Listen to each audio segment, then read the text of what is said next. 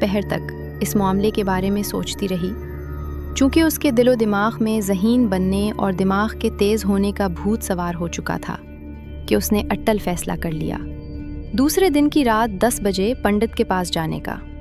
اس کا دل و دماغ مطمئن ہو چکا تھا، وہ بستر پر لیٹ گئی اور پرسکون نیند سو گئی۔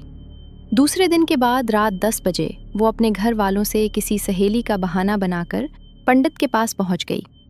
اسے دیکھ کر جوان پنڈت مسکرانے لگا۔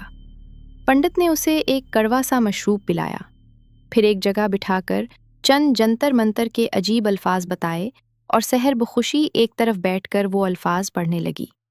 تھوڑی دیر ہی گزری تھی کہ سحر پر غنودگی طاری ہونے لگی اور پھر وہ ایک طرف فرش پر ڈھلک کر دنیا و مافیہا سے بے خبر ہو گئی، اور جب اسے ہوش آیا تو اس نے اپنے اندر ایک عجیب سی بے چینی محسوس کی، اور پھر غور کرنے پر اسے پتہ چلا کہ وہ اپنی عزت گوا چکی تھی۔ وہ سسک پڑی اور آنسو اس کی آنکھوں سے رواں ہو گئے۔ اس نے وہاں بیٹھ کر دیر تک پنڈت کا انتظار کیا، مگر پنڈت نہ آیا۔ آنسو بہاتی ہوئی وہ اپنے گھر واپس آ گئی، اس فیصلے کے ساتھ کہ وہ دوبارہ پنڈت کے پاس نہیں جائے گی۔ حسن دوسرے شہر اپنی والدہ سے ملنے چلا گیا۔ سحر حسب معمول اپنی ٹالی پیتھی کی مشقیں کر رہی تھی۔ مسمرزم کا علم اس نے بہت پہلے تھوڑا سیکھنا شروع کیا تھا، مگر پھر چھوڑ دیا، لہٰذا اس دفعہ سحر نے علم مسمرزم بہت جلدی سیکھ لیا۔ اب وہ ٹالی پیتھی پر دھیان دے رہی تھی۔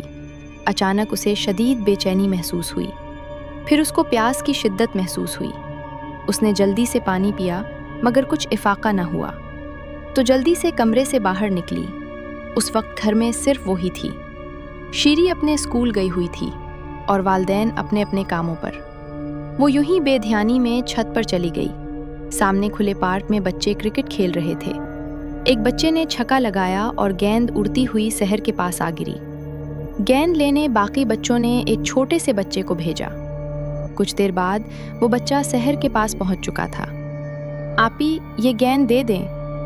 بچے نے سحر کے ہاتھ میں پکڑی، گیند کی طرف اشارہ کر رہا تھا۔ سحر کے ذہن میں یکدم پیاس کی طلب بڑھ گئی۔ اس نے صحت مند ننھے سے بچے کو دیکھا۔ سحر نے گیند چھت پر سے بچوں کے پاس پھینک دی، نیچے پارک کی طرف، اور بچے کو نہایت ہی پیار سے دیکھنے لگی۔ پھر سحر نے کہا، آؤ میرے ساتھ، بہت ساری چاکلیٹس ہیں، تم بہت پیارے ہو، میں تمہیں چاکلیٹس دیتی ہوں۔ وہ بچہ جھٹ لالچ میں ہو گیا۔ سحر اسے نیچے اپنے کمرے میں لے کر آئی۔ اس نے بچے کو ایک کرسی پر بٹھا دیا اور اپنی الماری کھولی۔ الماری سے نکال کر بچے کو چاکلیٹ دی۔